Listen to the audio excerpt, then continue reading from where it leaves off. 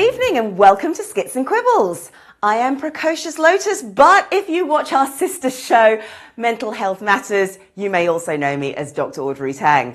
That's my day job. By night, I teach burlesque for fitness and confidence. More on that in a minute. We have got a fabulous season 2 lined up for you. We are doing the Spotlight series of Skits and Quibbles. So we bring on performers, change makers, innovators. We get to see their work and, of course, find out what makes them tick. But before we meet our first guest, I'd like you to join me on the main stage. Now, as I said, I teach burlesque for fitness and for confidence and for appreciation of our bodies as a vehicle to explore the world, not something to be looked at and objectified. But there is one small exception. I do want to teach you today the showgirl pose, because this accentuates everything you've got and you get to be proud of who you are and what you look like. So all I want you to do is think about the word star. First of all, think shape. It doesn't matter what your shape, you make the most of your shape. That's what we want to think about, so you can give yourself a little bit of a stroke there. T is how you stand with your feet in a T shape, or third position if you used to do ballet. So that T shape with the feet. A, think angles. We never go straight onto anything. We accentuate our shape. So think angles. And then R, be ready. Be raring to go. And with R, I want your energy to come forward. So I don't necessarily mean you're doing a Michael Jackson leaning forward, but just get onto the balls of your feet, get the weight, get the energy forward, and then simply smile. Now, if you are ready to meet our first star, I have Sharon de Leonardis in with me today. She is an actor, writer, producer, a dance teacher. She has done so much. She is the CEO of SpectaculArts and works so hard to improve equality, diversity, and making us think. Let's see her in action. You know, the GCSE sociology course. But they talked about absent Caribbean fathers. I know what you mean. It was Hodder Education. It was a textbook written to support the AQA sociology course. Yes, them. Remember they said something about Caribbean fathers being largely absent. Largely absent, you know.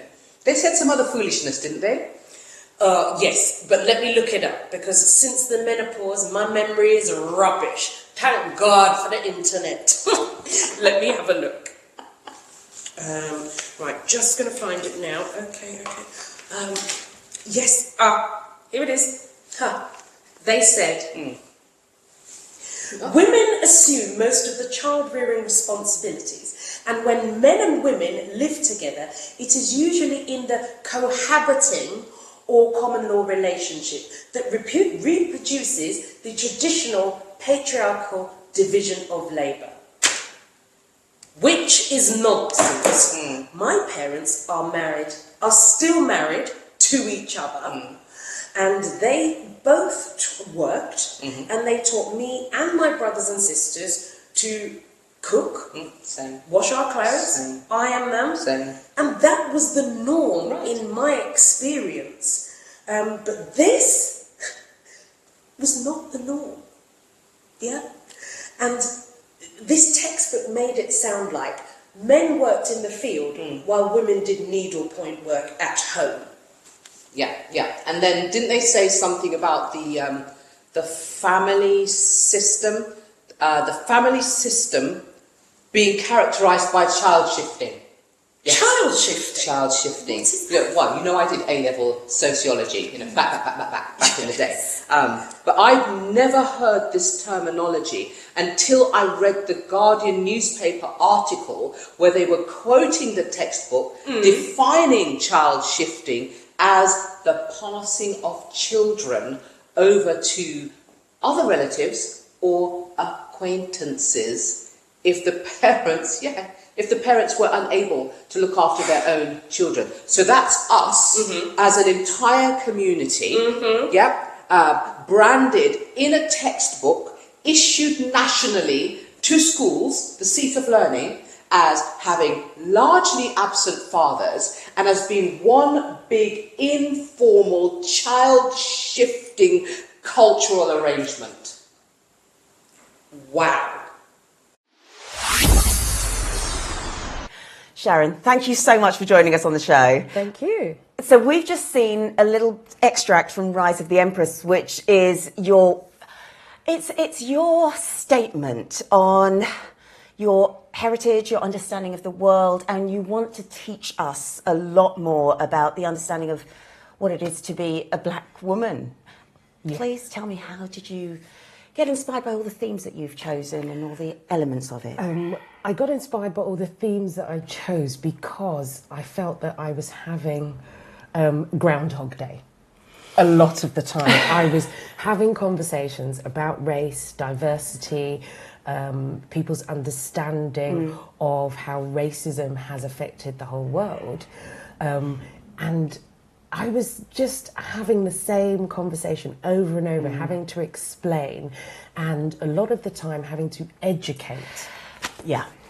So it got to a point where I was having one particular conversation with an organisation, and it was an educational organisation. Right. And it was part of the creative arts department, having the conversation about race, why it matters, representation, and having the authentic truth. And yes. Now, after having about an hour's conversation with this individual, she sat down and said, "Do you know what? I really get it now." She goes, "And I wish everybody could have this conversation I'm having with you, because I think it will start to make more people get it and question more." When you talk about authenticity, this is something that is missing in a lot of creative work that we do see that's already established. It's almost a representation of a certain type of character. Right. And even then, it's sometimes written in the eyes of somebody who hasn't got that understanding of experience yet. Absolutely. And that's why it's important. It has to come through the authentic voice. As you've said, people have their idea on what somebody should be like or how things should be. And that's their idea and opinion. But you've got to sit back and say, okay, how have you come up with that idea and opinion? Where did you get that information from? Yeah. What's your social circles like to see if you can, with the information that you've got, balance it with reality? Yes. So I was finding, as you said, the authentic voice wasn't coming through.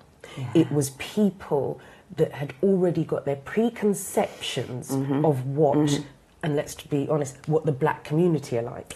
Yeah. And for me, there are certain stereotypes that most people use as their go-to book to understand how black people are. So we've got some typical stereotypes: the layabout, the angry black woman, the young people or can only do drug dealing, certain jobs. So there are certain stereotypes. And what I was trying to do was break down those stereotypes and say, do you know why those stereotypes have been created? Yes. And it's once we get past the stereotypes and then say, so stop conforming to the stereotypes, stop thinking or have your mindset of that's how they are. Yes. Because once you strip away the stereotypes, you allow the individual to come forward. Yes. But this is so true of human nature in general. It's any one of us, we may think, oh, we might do the same job or we might go to the same places, but we're all different people, and it's just so strange that we have that closed mind when it comes to the other group or something like that. Exactly. Which is, it's crazy. What would you like people to think when they watch? I mean, the questions you want them to ask, is it just looking at yourself and kind of thinking, have I judged somebody, or do you want a broader kind of dialogue that they need to have with themselves? I think what we're trying to do is trying to trigger people to think, hang on a minute. what I've been taught or what I think is actually not maybe correct. Yeah. And we want people to come away with thinking that and then starting to say, right, I need to learn for myself.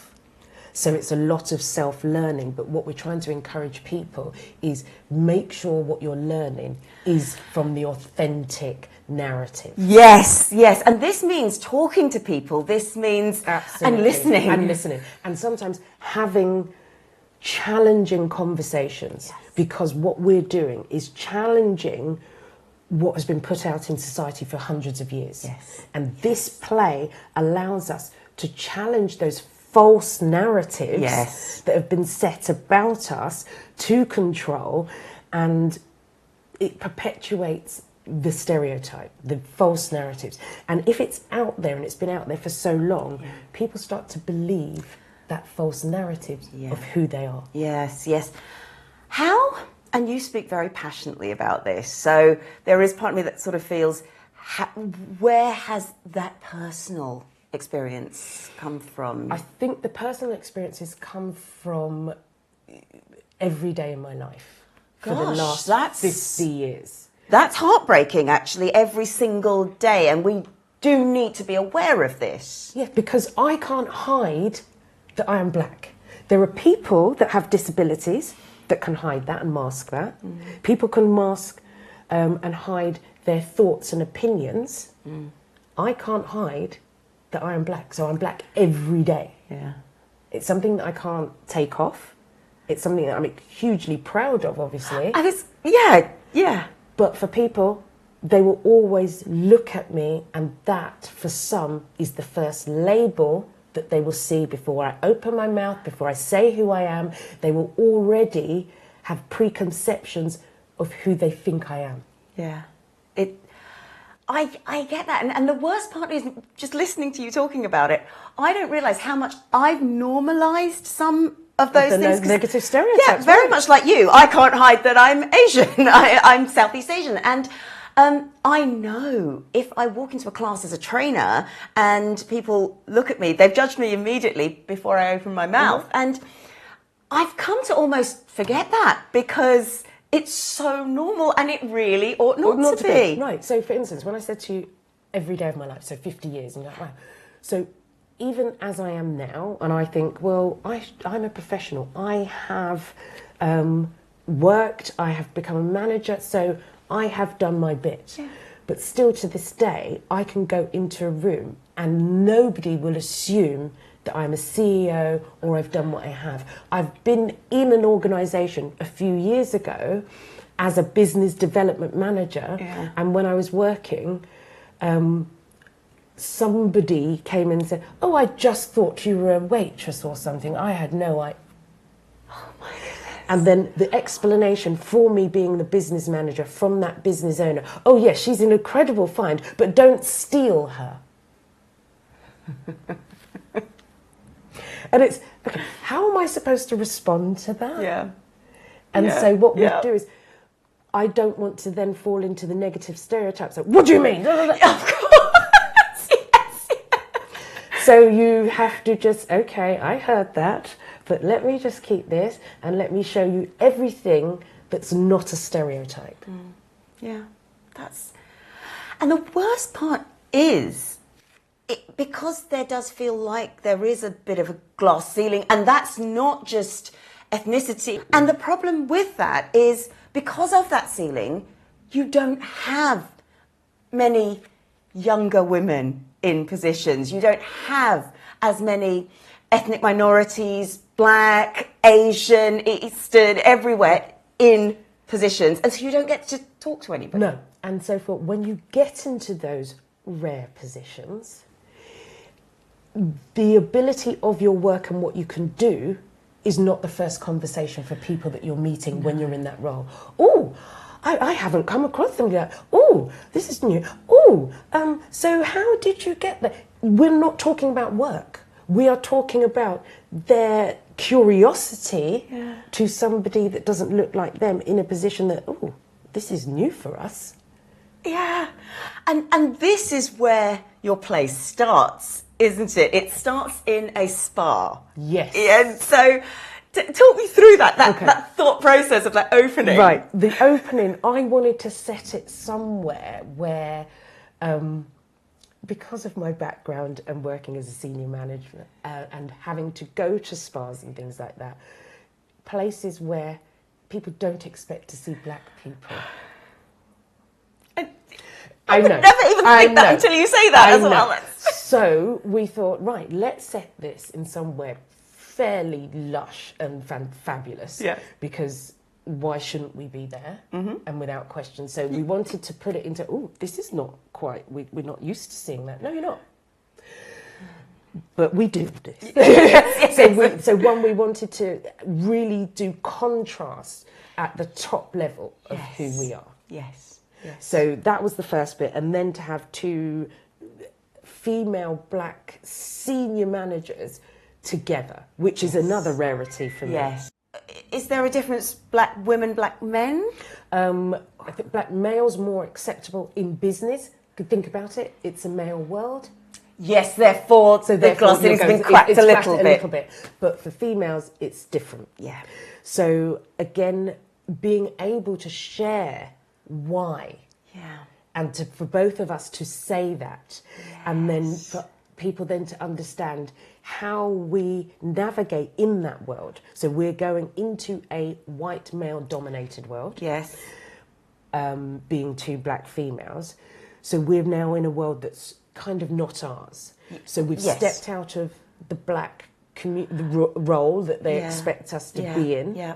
So now the black community are looking at us as females in a white male-dominated world, and now we're alien to them. I was going to say there's question marks for the community as well, isn't there? That's all part of Yes, because some people will say, discussion. well, you've sold out working for potentially white corporate. Yeah. But you can't change anything unless you go in there. Thank you. And for them to see something different. So we're kind of in a no man's land.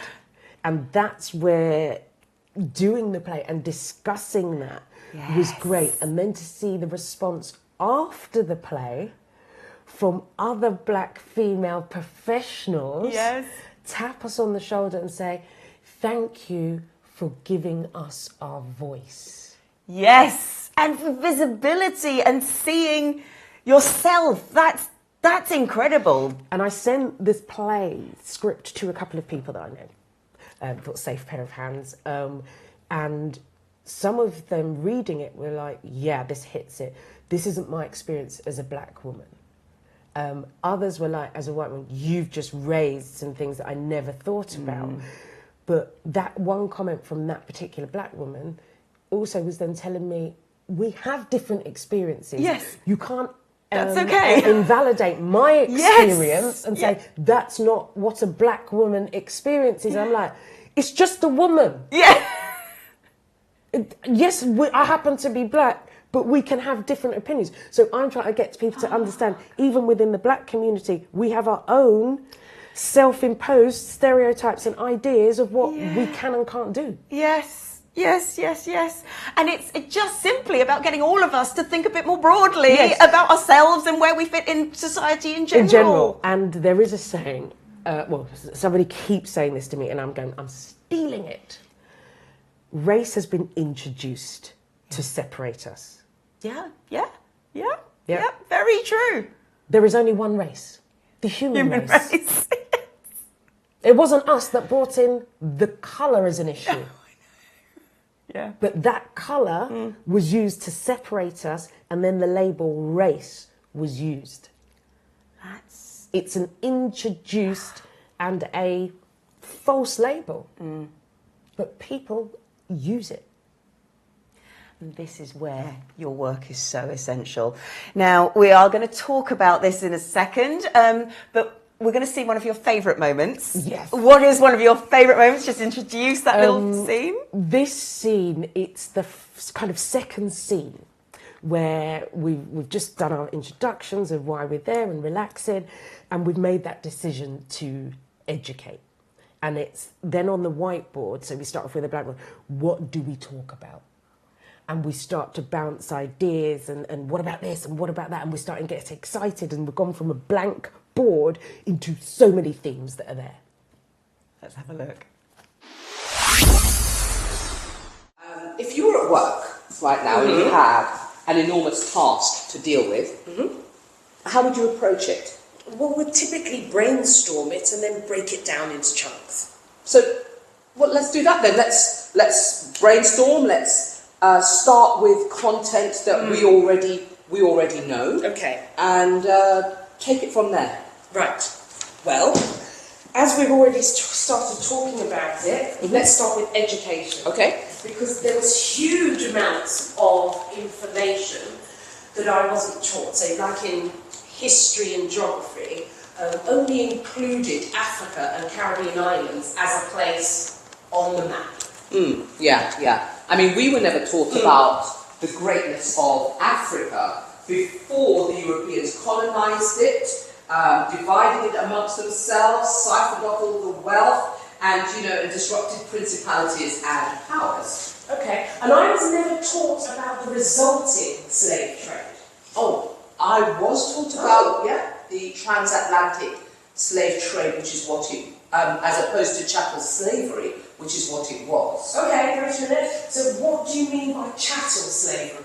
Oh, so it's where people are seen, well, they're not seen as human, they are seen as literal property to be bought and sold, like a desk or a chair.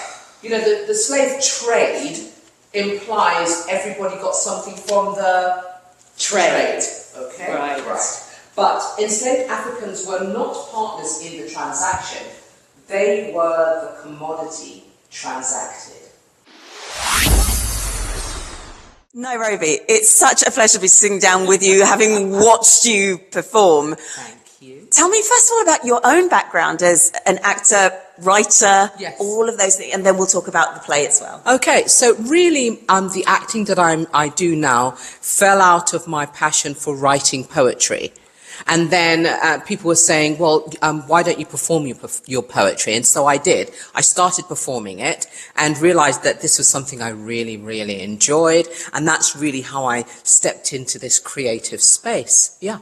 But ultimately, I was employed like most people. I was working for government and so had a day job and commuting as one does. So I was always furiously scribbling on the way to work, during the lunch break, on the way back home for work, just writing and then getting excited about, I can't wait to share this piece.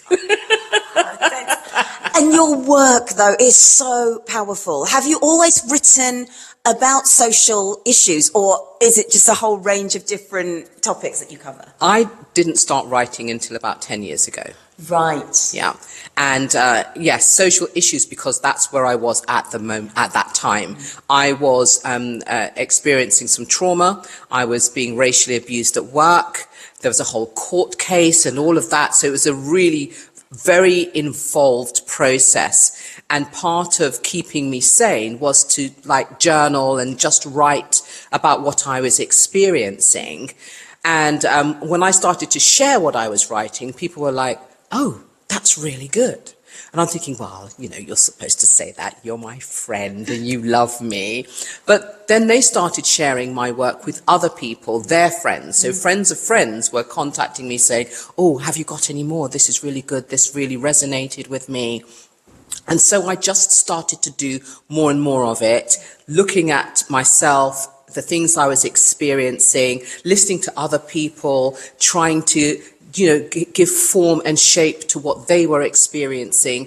And then that opened the door to writing about other things. So my writing does tend to sit very much in the social sort of activism space. And also, I'm very passionate about chronicling the African and Caribbean contributions to the world, as well as to Britain. So I'm the writer in residence for the Windrush Foundation.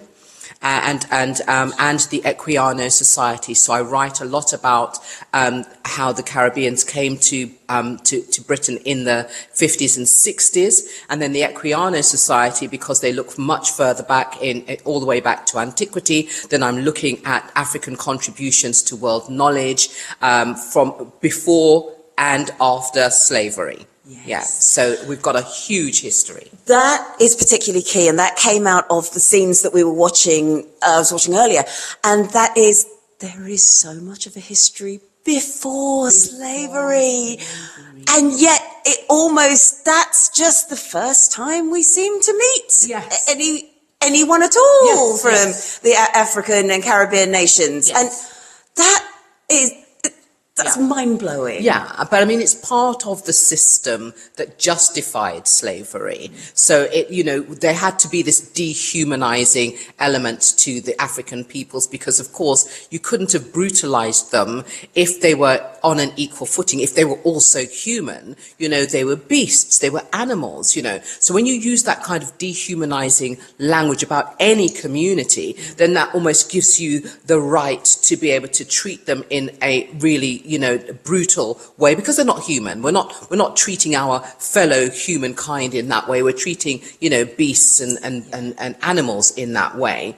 And so what was important to me when I started writing was to obviously highlight why that dehumanizing language exists, where it came from, and who we were before that whole process of racism and racial hierarchies really, justified how capitalism became a prominent, model for Western countries to embed themselves in. And I think that's one of the most wonderful parts of Rise of the Empress, actually, because I come from Southeast Asia, so Malaysia, and that was a colony. Yes. And with that, you get a lot of a mindset, certainly my parents, bless them, when they came over, it's just be quiet, just take it, it's all okay. And it's not, but in their minds, it's a bit like, well, we've been given a hall pass, so let's just be quiet about it. And I honestly, I get it, because you're not looking at who they were before all of that happened, it does make sense to kind of come from that position of feeling your lower value, but you're absolutely rewriting that narrative. Yes. And that is just amazing. So tell me how that sort of comes through Rise of the Empress, this whole, I guess it's resurrection of the Empress, isn't it, really? What we really want to do with Rise of the Empress is position Black people on an equal footing with every community, every other community. Because when you look at the data, when you look at the history, Black people are always at the bottom. And even within the hierarchy of race, they're also at the bottom. And because of this perpetuation of dehumanization. And so we wanted to firmly state that we are not at the bottom. We wanted to explain why we were at the bottom. We wanted to explain who put us at the bottom. And now we're saying we're not staying at the bottom. Absolutely, absolutely right. You are teaching people some very difficult truths for some, and there's a lot of pressure on you to contain anxieties of others because you're introducing something new to them and everyone feels anxious. So how do you release and look after yourself through that kind of schedule? Okay, through that schedule, and we've planned it in so that there is the well-being time, because Brilliant. we understand the importance of self-care and well-being. If we're not well within ourselves, how can we support somebody else? So the whole process of Rise of the Empress, we knew it would be triggering. Yes. We knew it would bring up issues and conversations, and it could bring up a lot of old hurt and abuse. So we've been very mindful from the start, hence we work with an organisation called Power and Discussion that are all about open discussions, well-being. So we start the show off with well-being tips to say if you are triggered, etc., this is the support. And we also finish the show with that and make sure there are people with us that if anybody is getting triggered, they can go and talk to, but there's also information for them for their own personal wellbeing care. So we give 5 tips for people to help to manage themselves straight away. So when they go home, they're not left with, this has unlocked everything. Absolutely. And now if they've taken the programme, they've got a leaflet that gives them 5 lovely self-care tips. Yeah. But for me personally, it's about having a great network of people to talk to.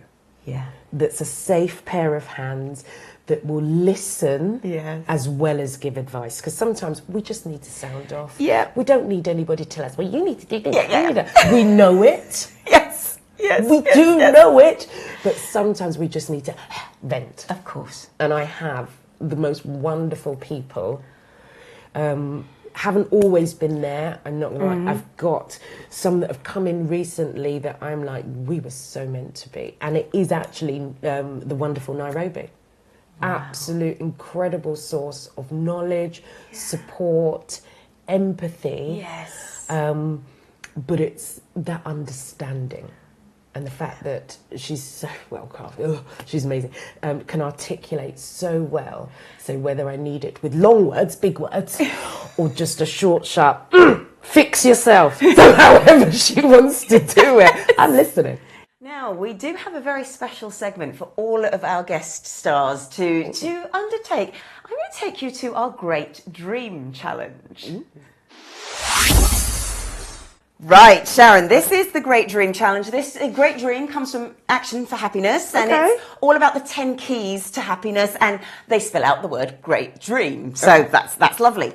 Now, we have a 1-minute timer, and you have 1 minute to take me through all of the things that you've been able to do for yourself in the last, say, month or so that fill up the Great Dream, and we're going to see how far you get. Now, we've had an arts charity trustee do this. He's got as far as Great Dree. So, which is further than me in a minute, which I got to Great Dr. So let's see if you can get through the whole Great Dream. All of my well-being things that I've done for myself. For yourself. Oh, yes. So, for example, just G stands for giving. So you need to tell me what you've done that's been giving either for yourself or just made you feel good about giving. And it can be something tiny, it can be something huge, whatever it is that comes to mind. But what creates my own well-being? Yes. Okay. That's made you feel good. I think I've got this. It's made me feel good. So, let's go. Giving. When have you done something that made you feel good for others? A few weeks ago, still going to support and giving my time to the Caribbean community, seniors. Fabulous. Relating, connecting with other people.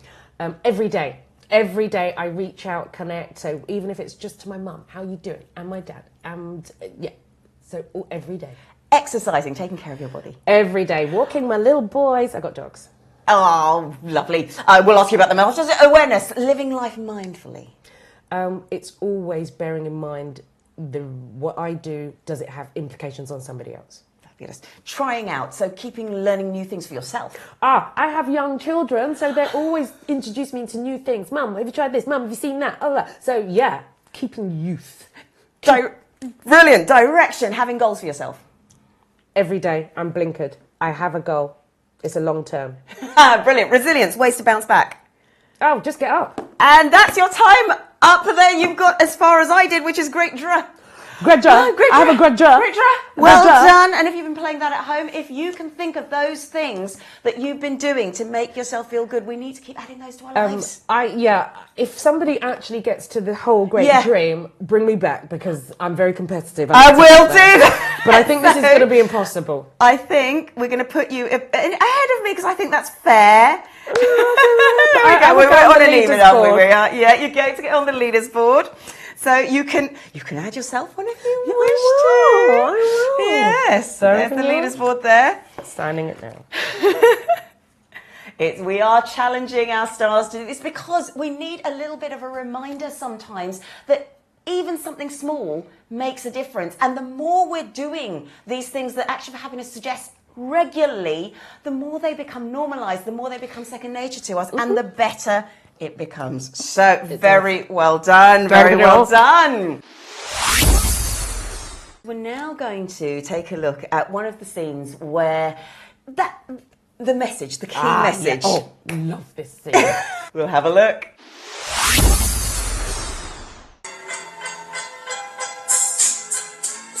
reclaiming words like nigger, owning words like dog, bitch, and whore, sicken and hurt me to the core. Exactly how do you reclaim, recoup, or retrieve something that was never yours to begin with? By definition, appropriating something that does not belong to you is called stealing. No other people revel in calling their women names or seeking fame through denigration of each other. We've allowed creation of this lucrative, exploitative industry of music, movies, and merchandise in this game of musical lies. We sustain these industries economically and culturally perpetuate the insanity of our babies bouncing to words that should only be heard in over 18 or R-rated movies. We search through the ruins of a deliberately distorted past in the hope of finding undoctored truths. And the best we can salvage are words that are cast to music as if the defilement inherent in each use and entreat is somehow sanitized by the beat. Are you seriously telling me on repeat that we cannot find other terms of endearment? King, queen, brother, sister, lover, friend, elder, teacher. They've got us so conditioned that calling my sister Empress sounds contrived and pretentious. But the N-word, oh, well, that's okay. That's just a black way of saying, hey. Is there no other flavor than nigger? Is there no other punctuation, no other syntax, lexicon, or linguistic interruption other than the ubiquitous nigger? Nigger, nigger, nigger, nigger, nigger, nigger, nigger. I'm 100% nigger. Nigger, nigger, nigger, nigger, nigger, nigger, nigger. I'm 200% nigger.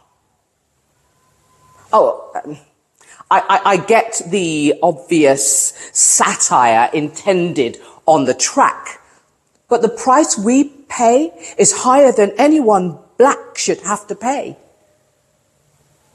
We watch our youth annihilate each other because there is no value in being a nigger.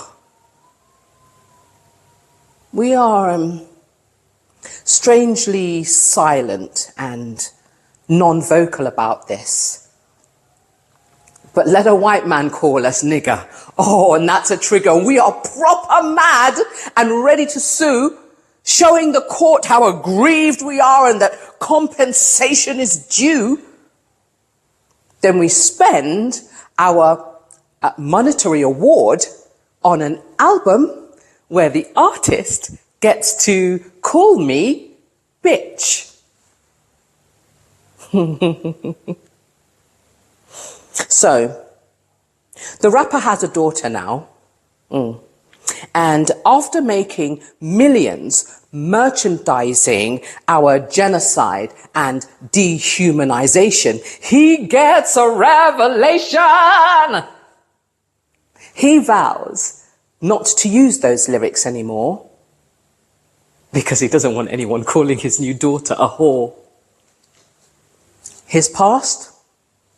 Water under the bridge, perhaps.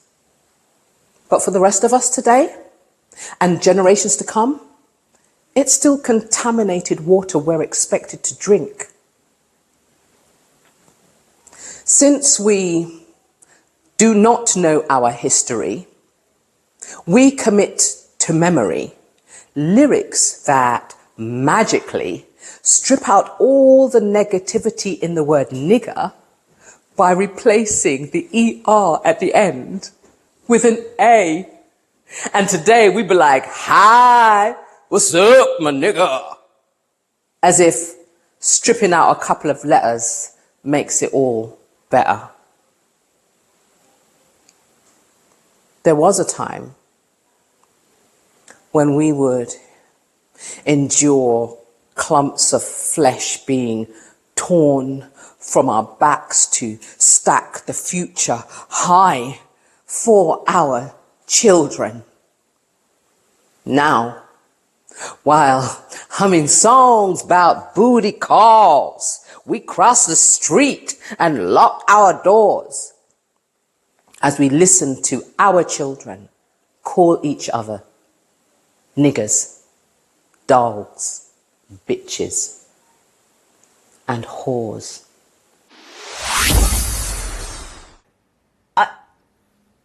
My jaw is still on the floor from that, because this is something, and I know this is part of why you're writing the play, why you're performing this play. I've never considered that, because to me, you're using a word to reclaim something, but you're absolutely right. It's a devaluing word. And then to just throw it back at you.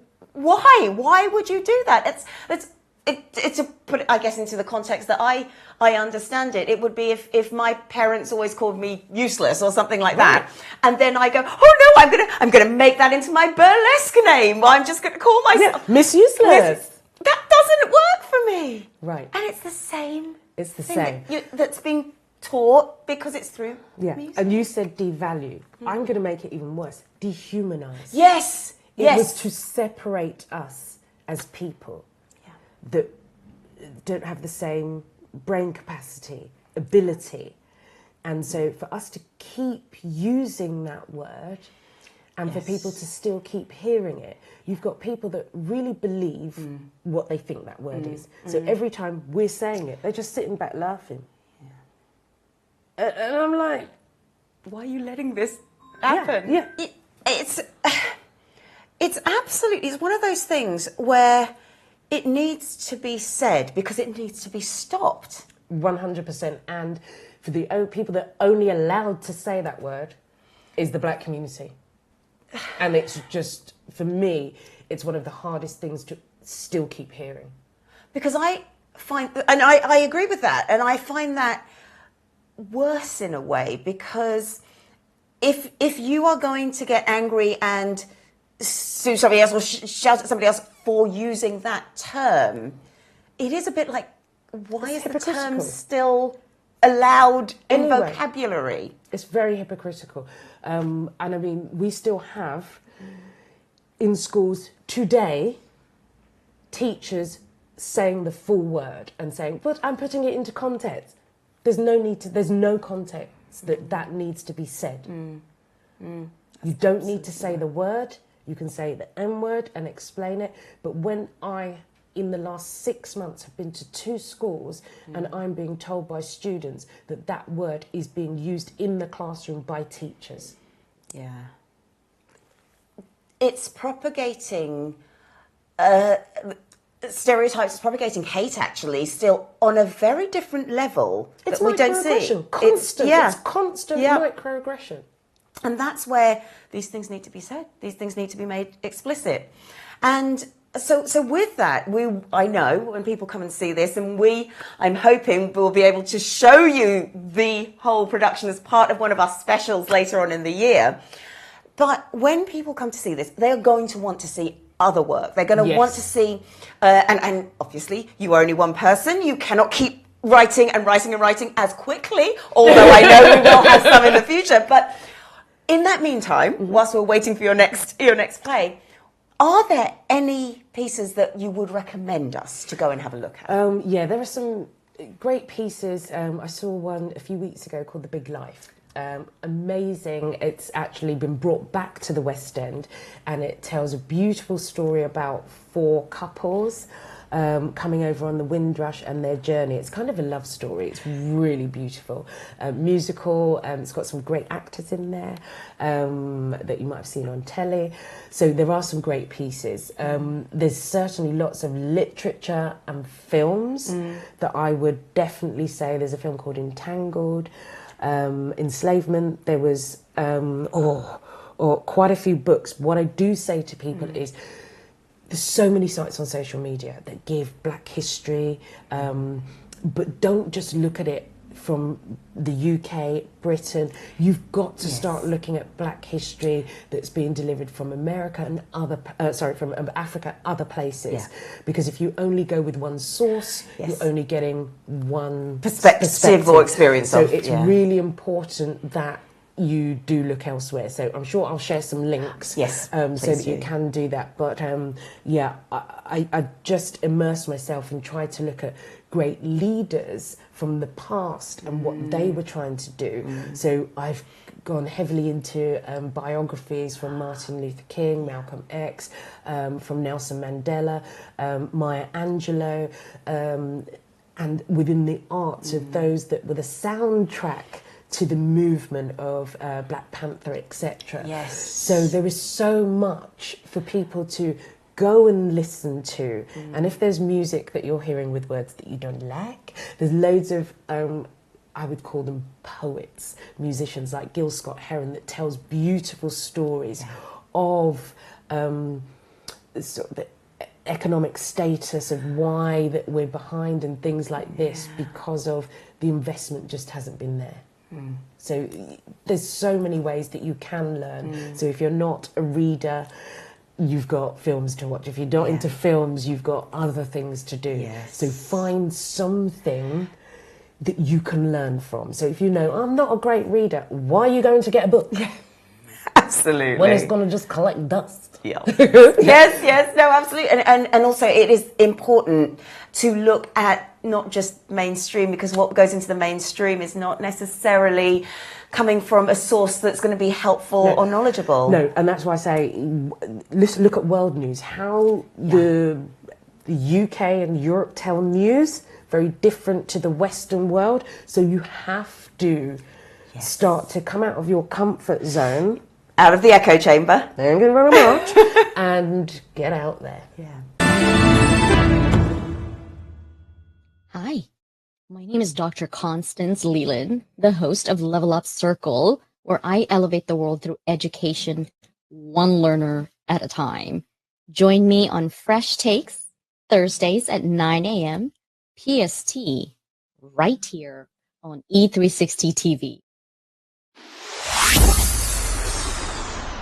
So let's go back to you. Now, are there any particular roles or characters that you either want to create or want to play yourself?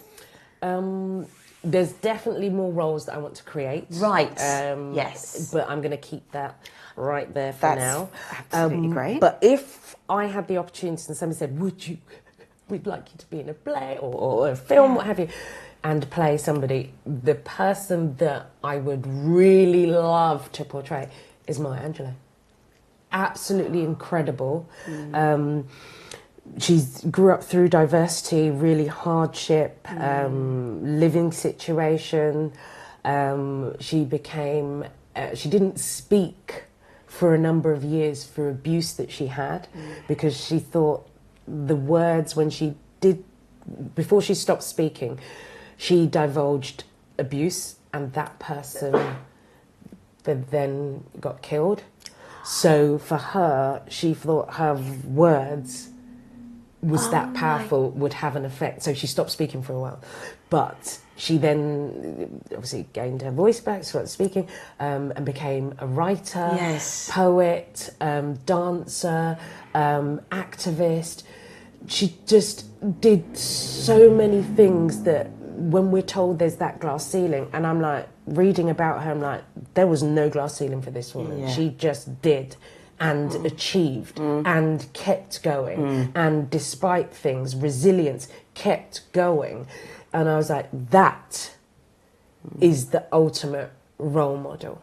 Yes. So for me, reading her first book about her life and then her poetry, I was just like, wow, wow, wow. And I haven't come across anybody else that's given me as much impact as she had. Yes. So I look for people that are multi-talented because she was the first indication to show me you're more than one thing. Everybody is more than one thing. Yes. It's just finding it and unlocking it. And it's that message that you put across in everything that you do about your voice. And the voice is powerful. Right. That's and the funny thing. Yeah, so you've got to understand, and that's what I'm saying. She understood the words that could come out. Yes. And then that made me just think, okay, there's so much more that people waste their words, their platform. And for me, I'll take it back to music. When people are singing or rapping about materialistic things, I'm like this. Yeah. You got a platform, you could be saying something. But I get it, not everybody wants to, and the world would be pretty heavy if we all did that, so we need the lighter moments. But it's doing it with care. It's doing it with, with understanding of the intention of what you're doing. In your own life, is there anything you would change? And if so, why? Or if not, great. No, because everything is a learning curve and has made me the way that I am. And that's the bad and the good. But you have to go through the bad to really find out and understand who you are. And if you shy away from, well, that's not working for me, and just move on to the next thing, you're never learning. Yeah. And too many people are too quick to jump out of relationships that don't work, a task at work or a job, oh, it's just too hard, etc. Yeah. Too many people jump ship for an easy life. Life is not easy. Life is not fulfilling either when it's easy. Yeah. I think that's the other thing. I think you get so much more when you have to work that little bit harder for and it. I am grateful that I have to work and I enjoy working because I'm working on something that I believe in. Yes, and you can see that, and I think that's just beautiful. Now, where can we learn more, follow you, get to your website, those sorts of links? So the organisation is SpectaculArts, and we have a website. We have Facebook and Instagram. I'd say Instagram's probably the best one to follow on, the one that I can easily do.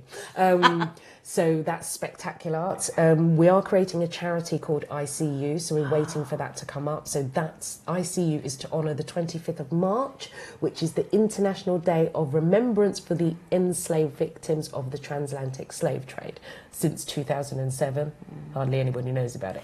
So ICU is for that, and the name is I see you, not just the colour of our skin. I see you, and now it's time to honour you.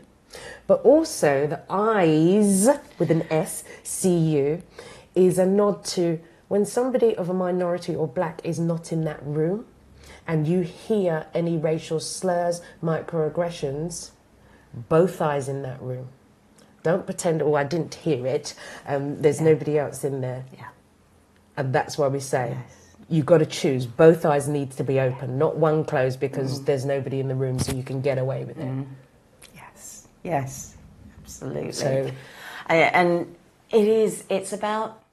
it's also when you call yourself an ally as well. It's about you having both eyes open. Exactly, and that's what I'm saying. Calling it that Yeah, out. calling it's it out. Not about kind of going, oh, well, it's fine.